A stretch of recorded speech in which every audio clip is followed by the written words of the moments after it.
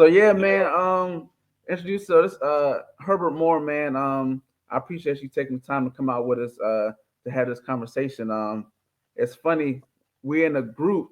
Like I didn't know this man from a can of paint, but I would just see his videos, man. You know, him posting his instructional videos, and me, I coached some D line, O line, but his technique and the things he was doing, I was like, man, I ain't never seen nobody do that. He putting the pads on, having the dudes grab pass. So I was like, yo, this guy, he know his stuff, man. He connects. So Yeah. I was like, we had to get him on, man. So just tell us about you, man. Tell the people about Mr. Moore and who you are. Hey, man, I'm originally from Memphis, Tennessee. I grew up here. Like far as like football stuff.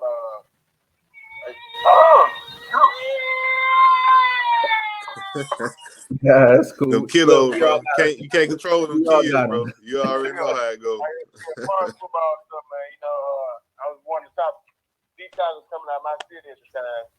And, yeah, it took me on to a career at Ole Miss, and I had a pretty good deep career there. So, man, and what it took me to now, as far as like if I can't get to the level myself, I'm gonna do everything I can to get the people around me to the next level. Bet, that's dope. Okay. Now I was doing my research. I was like, when he went to Ole Miss, and I was like, oh, you was part of that historic 2013 class, man. Like y'all was part of Yeah, that. them boy was monster. But them boy was sharks. Them boy was doing the shark Yeah, thing the whole time, right? yeah. That changed. Man, I think y'all Ole Miss still benefit from that class, man. Like that class turned everything around as far as like eyes and the respect factor. Like y'all had some dogs, like y'all year, and then a few years to come. I mean, we got Van Jefferson out that group that you played with. So you know what I'm saying? We that class was just amazing. How was that process, man, of picking Ole Miss at that time? Where they weren't the primary school to go to.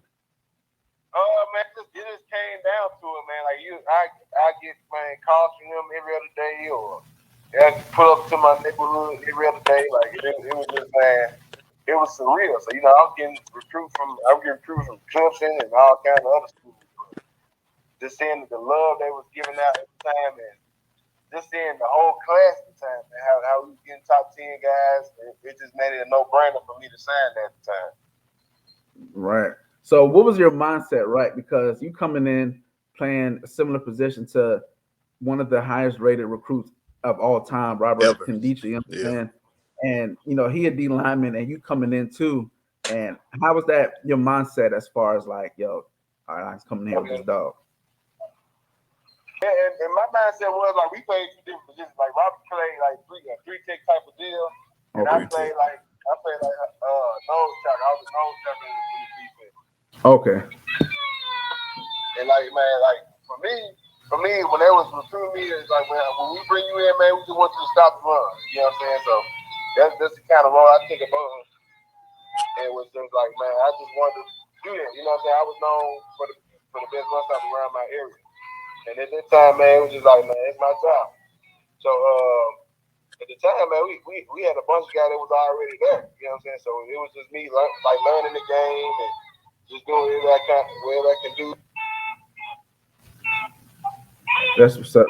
So you say you from Memphis, right? What part of Memphis you from?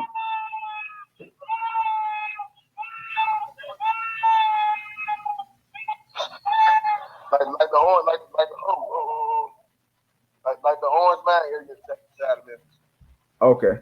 Yeah, my wife family, they from Fraser. Oh, man.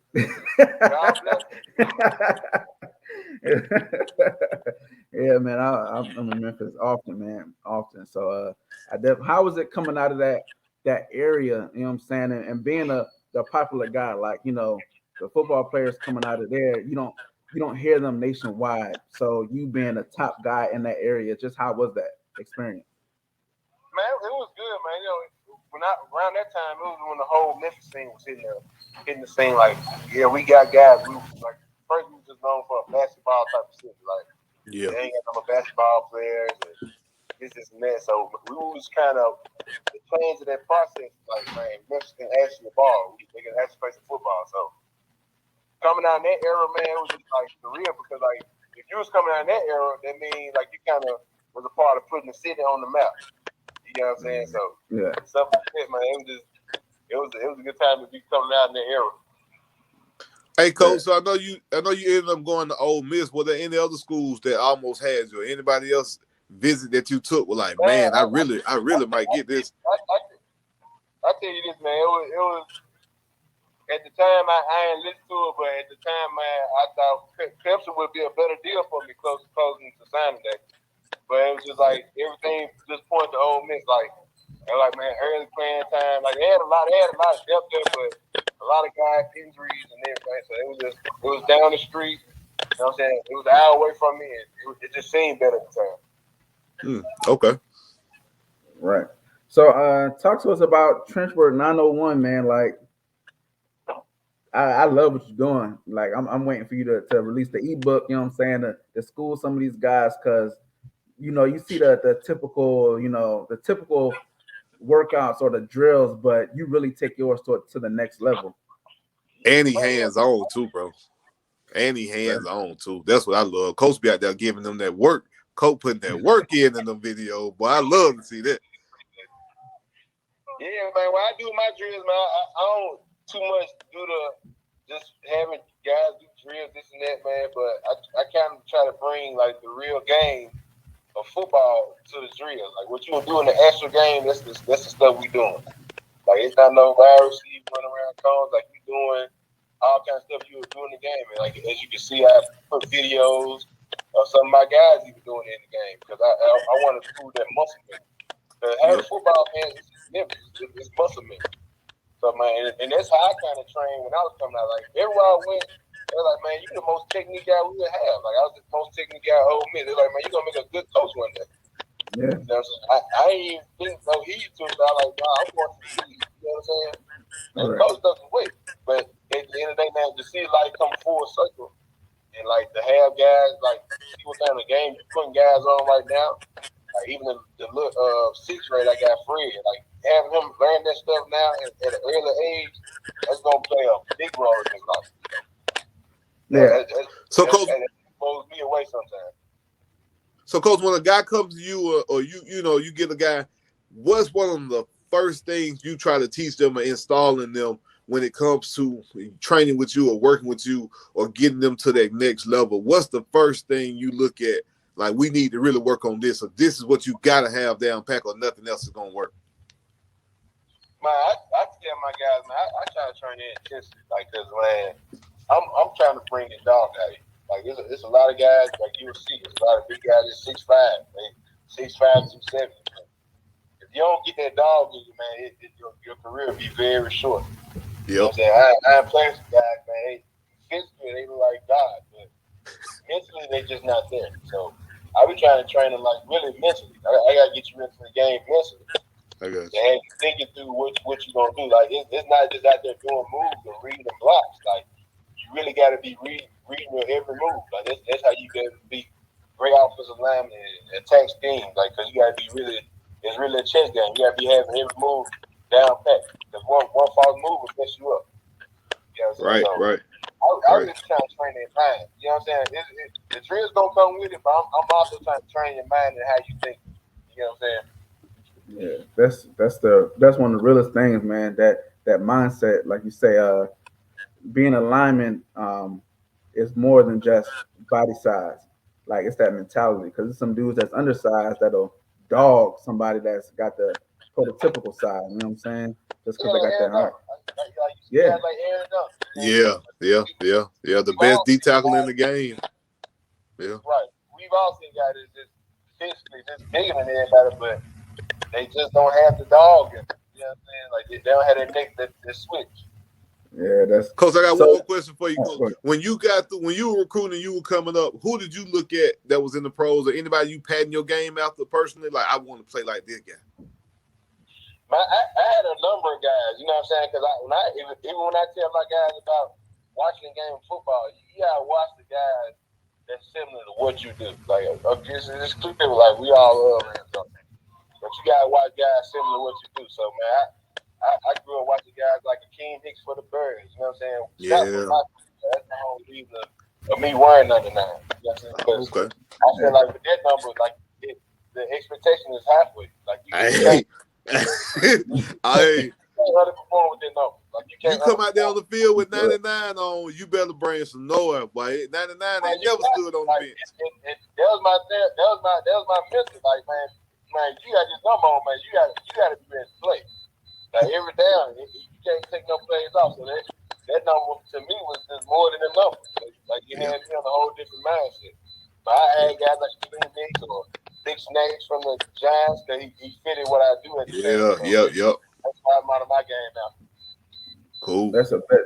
So with your program that you're doing, are you staying local or are you looking to potentially be someone that travels around? And because I think a lot of different programs and a lot of players could benefit from you being one of their coaches or somebody like a specialist. Oh yeah, I agree. Man, the brand is expanding every day, y'all. I ain't know, man. I got to the point where women actually want to be coached by me. Like, women play full pad football. So, man, I ain't speaking that, but have women hitting me up about wanting to learn the position. They see the importance of what I'm doing. I was like, man, I ain't thinking about that. So, like, man, the brand is growing. So, I got, like, NFL players that want to fly me out. Man, the next couple months, get them ready for OTAs and stuff like that. So, man, it's growing, man. And I'm just blessed to even, man, just be in this kind of position to be helping. Right. Because my dream from a little boy was, you know what I'm saying, you got to get to the league. But when you helping so many guys achieve their dreams, man, it's almost better than getting your name called with draft day. You know what I'm saying? So now with players like pros calling you out, it's gonna be pros, college, high school. You say you're working with a sixth grader. Like, do you think you would see yourself potentially being like a full-time, just like position coach, whether it be in college or pro? That's what y'all said, man. I've been getting all kinds of college jobs off lately. It's just, man, the habit of, man, people being in the right place, moving pieces around. But you know what I'm saying? My ultimate dream is to have my own business and have guys come to me full-time training. You know what I'm saying? Because I can do more for them. You know what I'm saying? Instead of a select group of guys. You know what I'm saying? Like the stuff I'm teaching, man, I want the whole world to be on there. You know what I'm saying? I want the whole nation to be changed, like the whole landscape of culture, the D-line position to be changed. You know what I'm saying? Because I ain't gonna talk down on other trainers, but we gotta just train their game for football too. You know what I'm saying? It's more so the drills. We really gotta train guys on how they think. If they can approach the game thinking differently, like, man, it'll be a whole type of football being played. Right, and when I say like, because I coached O-line and D-line like a few years ago, but coming down to Texas, like, you got to be a teacher and all that stuff to teach in the school level. But like, I literally was like saving this man videos. Like, I was on there, like he would post a video and I'm saving it. I'm like, yo, this is crazy. I like this drill. I'm gonna do that. I'm gonna get the pads on. I'm gonna do this. So he was slick motivating me. You know what I'm saying? Yeah. Just the things he was doing, and I was like, yo, man. Like when I would see his videos, I would share. I'm like, yo, this dude. It's crazy. And I love the way that you post a drill and then after the drill it shows, he'll show like an NFL guy doing the same thing in the game.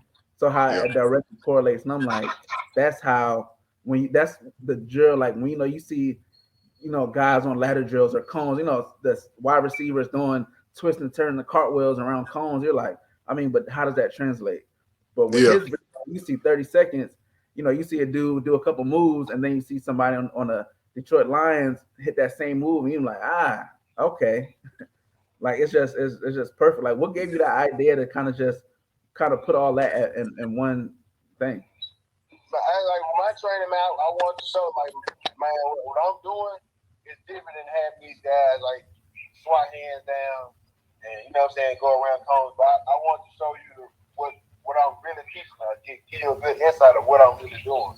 You know what I'm saying? It's different post drills out there, but some people may not know why. Like some people still learn the game of football. Like some people still learn the new way of D-line to get played because know what I'm saying, with the innovation of football, like the position has changed. Yeah. I just want to know, like, man, I just want to show people that still learn the game, like, hey, this is how this gets done now. This is how this gets done. So when people actually see it like that, and they're blown away about, like, man, hey, I'm glad you posted the video to see how the exact steps, the exact hand placement of stuff getting done. So that's the reason me throwing them videos and that to show people, like, hey, I'm doing this drill because of this. This is how it can work in the game for me. Man, that's dope. So look, as we wrap up, you know, I want to hold you the whole morning, but we had a conversation earlier about Dline U, you know what I'm saying, and I had my team, I had my Gators at 3, but Slick Clemson will kind of take that three spot for me. I had Clemson, Ohio State, and Bama as number 1. And Steve, who'd you have? I actually had Bama is number 2. I had Ohio State at number 3 and Clemson at number 1. That's what I had. All right, so who would you have as your D-line U? Man, it's tricky. Like I go on the whole D-line. I go on the whole D-line performance. Like as far as like Bama, I tell you why not Bama, because Bama's just known for run stoppers. Yeah. Oh, might have lost. Hold on, I think I lost him. Give him a call back. Okay.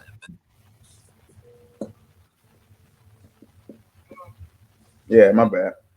Yeah, that's me. But yeah, Bama's just known for having guys like run stoppers like that. I'm pretty big on the whole pass rush deal.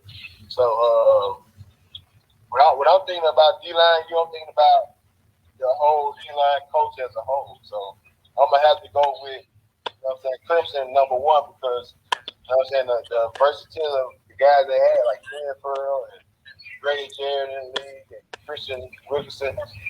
And then like I'm gonna have to go like with Michigan. It's just like, and like I've been seeing it every draft. Like, man, they put out pass rush after pass rush. Yeah, like, it's been like 3 or 4 or 5 years straight. Oh, I didn't think about Michigan. Me either. We ain't even mentioned Michigan. I ain't even know what's going on. I had to watch it this year. Like, but they got some guys like all over the board. They can do all kinds of different things. You know what I'm saying? And, like, that just blew me away. So at Clemson, Michigan, and yeah, you can go Ohio State. But like as far as like Bama, like for me, like they're a good team type of deal. But yeah, it's not no like you draft after draft. They gotta run stopper this year. They got pass rush this year. Like the guys that Michigan and Clemson put out, man, like that. I mean, it's a track record. You can look in the draft every year. They got like a top pass rush or something like that. That's right. Hey, that's man. true. He got us. Hey, Yeah. That's why you the professional. You know what I'm saying? I can't even mad at that. I didn't even think about Michigan, man. Not at all. We didn't. Coach, give them your social media, man. Give them your information, man. Where can they look you up at? Give it to them. Oh man, y'all can follow me on Facebook. It's my name. Y'all can just type my name in. I should pop up, and then y'all can follow me on Twitter at 901 Trenchwork. Both Instagram and Twitter at 901 Trenchwork. And man, just be looking out for more updates, man. I got a whole lot of stuff going on with this, man. Like, I had an app coming out. It's a whole lot of stuff I'm planning on doing. Y'all can go on the website and purchase. Well, Coach, you always know. You can always call up. We're going to put you on here and promote it, man. You always got a platform to put it on and promote it. You know it. So just hit up, man. We got you. That's for sure. Hey, yeah, appreciate y'all having me on, man. And, y'all call me out at the Hate Town. I'm trying to get all this stuff playing for my nephew birthday. Yeah, man. I was like, man, y'all got to give me. I already told him I was going to do the interview. Y'all got to give me a chance. Yeah, I'm glad it worked out though, man. Hopefully we can get you on again at a later time, man. You know, some more stuff, catch up with you and see how things have progressed, you know. Yeah, I tell y'all had me on again, man. Y'all don't hear a whole lot of different stuff I'm doing with it, man. And I plan on making this big as it can be. So hopefully, man, by the time we take it again, man, I have a new update for y'all. That's a bet, man. We definitely gonna be tuned in, man. Well, I appreciate it, man. Again, appreciate you, Coach. 901 Trenchwork. We appreciate you, man. Be easy.